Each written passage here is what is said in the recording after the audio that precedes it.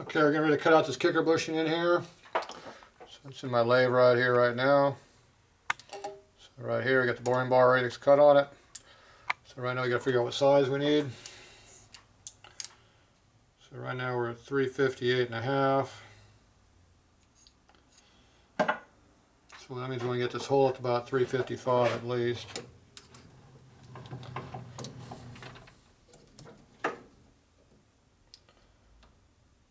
Right now we're at 339.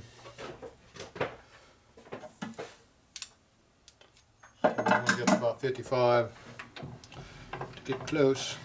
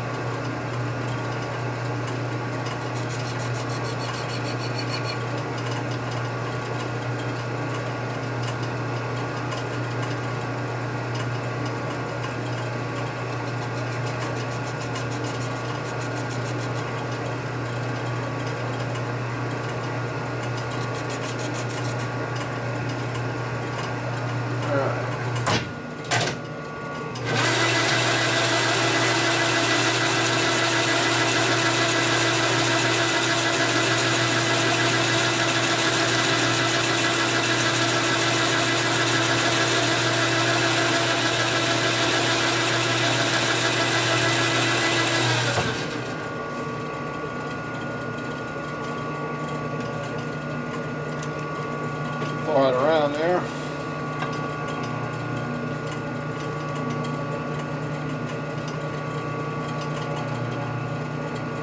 $40, $41, another 6 thou.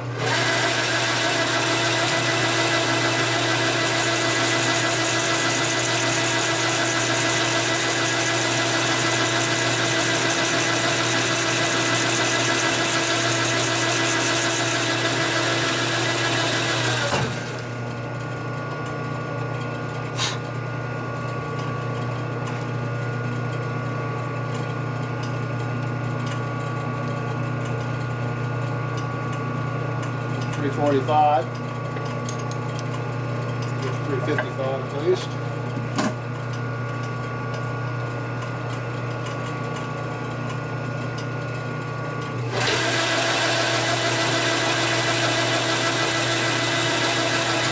Number 6.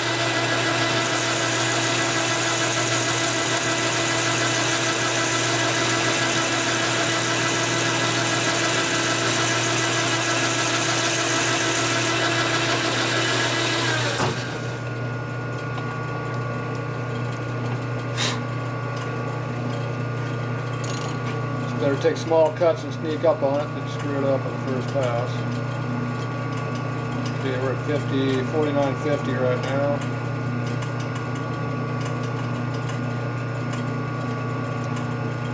50.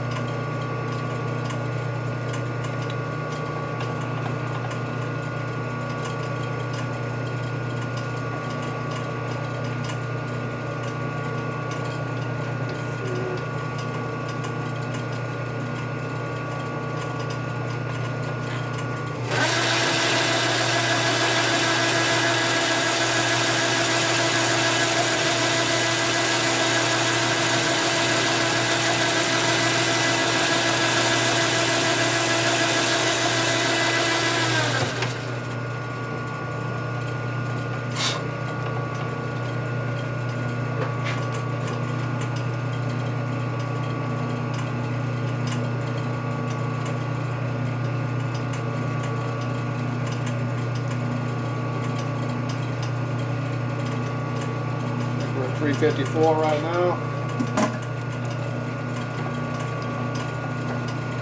Try one more pass and no cut.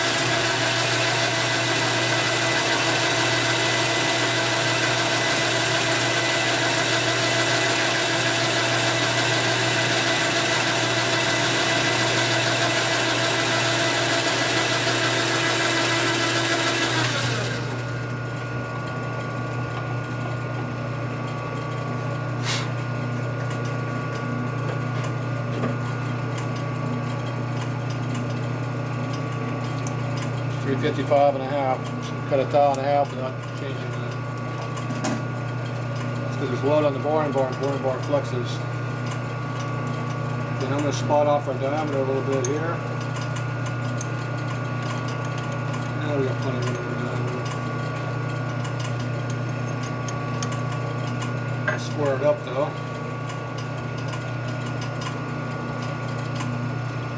Chucking on the gear, not the bush, so the bush is not quite even with the gear. I'm going to equalize it.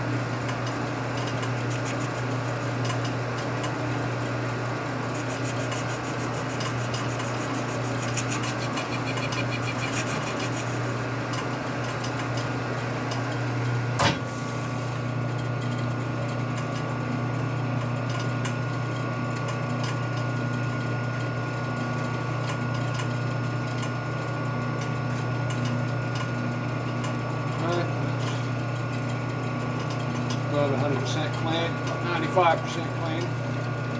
Plenty more than I have to. Okay, so now unchuck it. Now I go over to our hole and work on that. So right now, I was chucking here on the outside, the round area right here.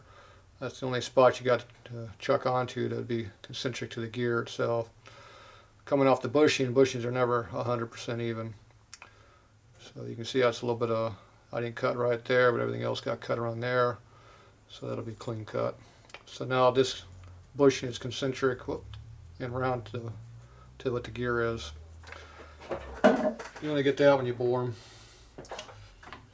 Now this bushing here has a lot of roughness on it. It had all these pecker marks in here. See them right there. So I'm going to go ahead and sand this just a little bit. So I'm going to just chuck it on the very outside lip here. I could put an expanding mandrel in here, do it that way, but it takes longer, so I'll just go ahead and do it this way.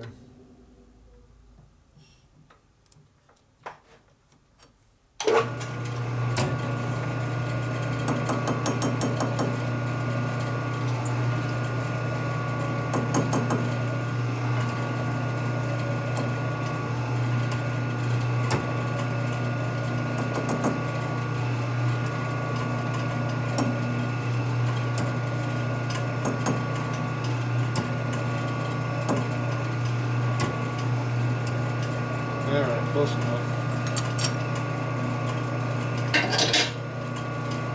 Take a little emery paper. Take a flat file. Make sure the paper's flat now. So we're getting unevenness in it.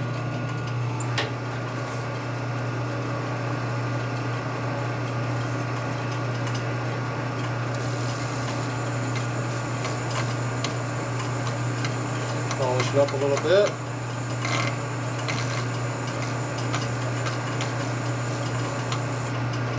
There we go.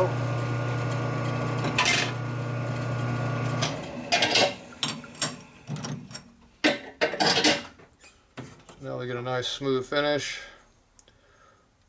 And you can't feel little pecker marks at all anymore. The file knocked off 90% of it, but the sandpaper makes it nice and gives you a nice smooth finish. So now this is ready to be honed. So I'm going to take this over to our hone. We're going to go ahead and hone it until it goes together.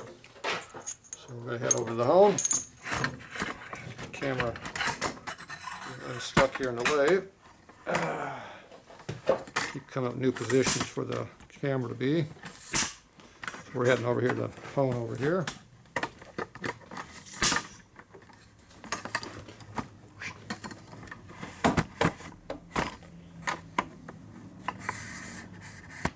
Up here you can see. Obviously this is too big.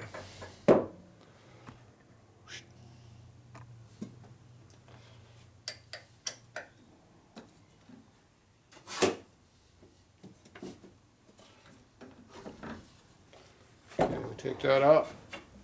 And we find one that works for this.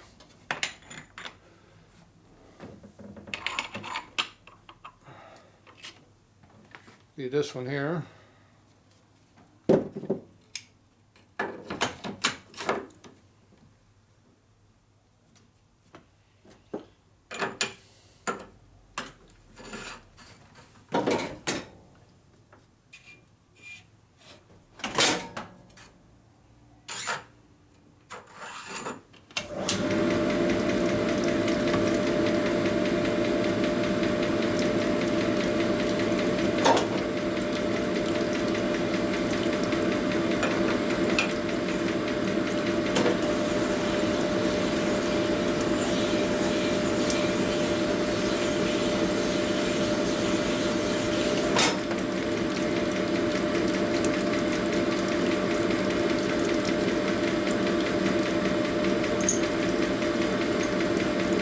Tone it until it goes on there.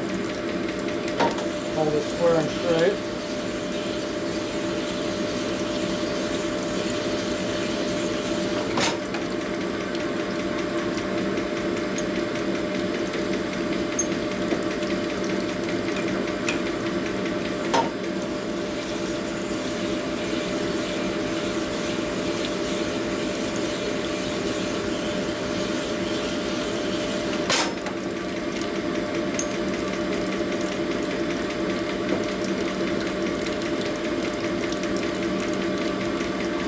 See the finish in there. Pretty fine. Not my finest stone, but it's pretty fine.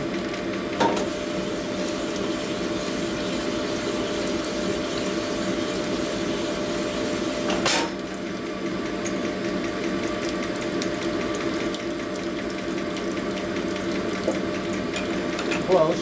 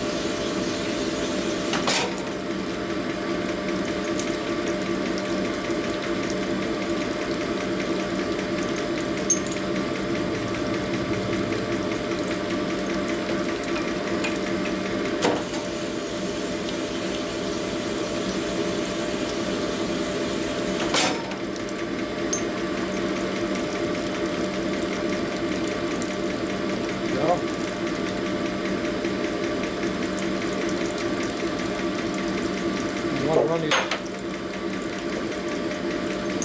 want to keep it as tight as you can, but you don't want it to stick, so we'll just play it off in there if you too loose. Too tight. Make sure you get all the grit out of there. While flushing it. See what the hell you're at.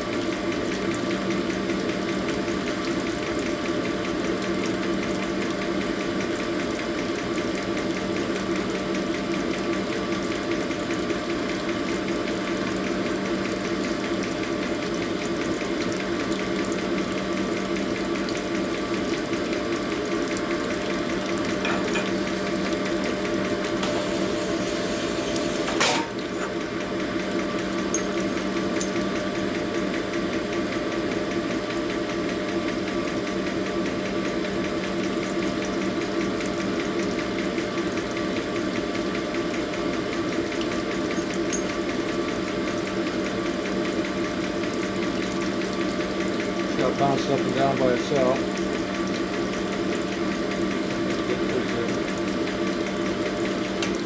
Okay, we'll go clean this up, and we'll come back and we'll show you what all this stuff looks like.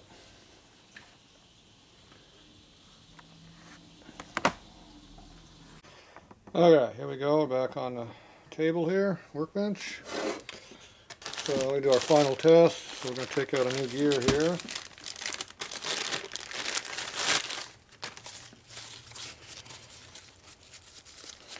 And let's see if everything fits together.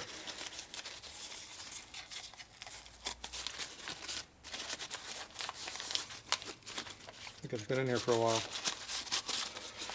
Doesn't want to come out of the package.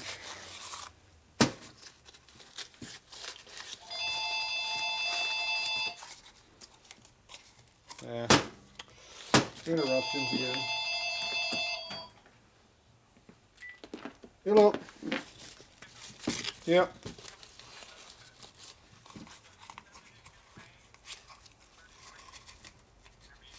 Dang, that's fat. Well, that's pretty fat on a low speed jet. That's real fast. So that means that main jet needs to be a lot bigger than a 72 if you got a 33 low speed in it. You need to bump up to like a 76 at least. Alright, we'll come by, I'll give you a few jets to choose from. I mean, playing around with them, see what happens. Okay. Okay, we'll call first. Alright, bye. Rejetting the carburetor over the phone, normal. Okay, this does not want to go on here for some reason, so yeah, that's a tight, sweet, there we go. Obviously there must be some burrs on there. There's where it's supposed to sit. Okay, so here's our gear we just honed. So you can see how little clearance we have here. Pretty tight. So then you go ahead and stick it in the gear, and then make sure it releases cleanly, doesn't drag on anything, engages like it's supposed to. Drops down in there. And just make sure nothing interferes or hits. So you can see how it engages in there cleanly. That's what you want to make sure. Make sure there's no binding. Make sure it catches. If it doesn't catch, it's no good. Your leg will not appreciate it. So anyway, you can see how much clearance you got between the dogs, because it's going to sit back here more or less. So there you go. So that's always the final test. I always like to test the stuff to make sure it fits, because every now and then you have one that doesn't fit. And usually you find that out after you put the primary cover in and put oil on the bike and go to start it, and you find out the kicker don't work. So you should check all your stuff before you put the oil in the primary. Alright, so that's how you do all this kicker gear change. And like I said, on the inside here you can see how the tool dimpled it in real nice. The outside kind of sucks the way it does it, but it's in there cleanly, it ain't going anywhere. The biggest thing is the alignment's in there, and that's what matters. You know, in these early ones you got to make sure this thrust washer is at zero clearance or close to it, and this one is. So that's only on these early clutches, which are 70 and earlier. So, alright, that's how you do it. So there you go. Now you know.